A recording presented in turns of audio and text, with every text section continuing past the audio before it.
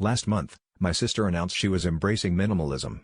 Now, my sister is the type of person who alphabetizes her spice rack and once organized her sock drawer by emotional support level, so I figured this would just mean she'd buy a couple of extra storage bins and maybe finally let go of her collection of novelty mugs featuring disgruntled cats.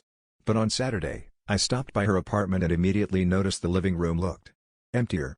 The couch was missing its cushions, the coffee table was gone, and she was sitting cross-legged on the floor with a serene smile, sipping tea from a mason jar labeled water, ONLY.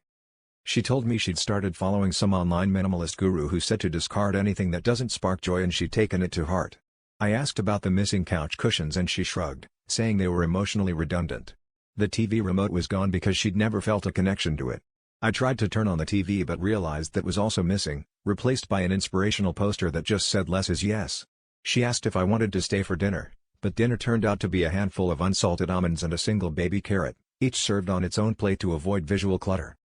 Things escalated the next week. I stopped by to find her standing in the middle of her now almost empty bedroom, looking oddly refreshed.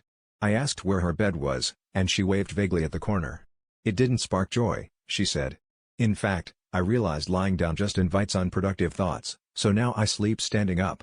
She demonstrated by leaning against the wall with her arms crossed, blinking serenely like some kind of monk in a Scandinavian furniture catalog.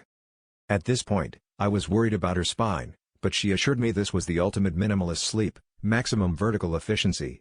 I tried to argue that this was all a bit much, but she just smiled and said, "Well, at least now I'll never lose my bed, unless I really fall for someone."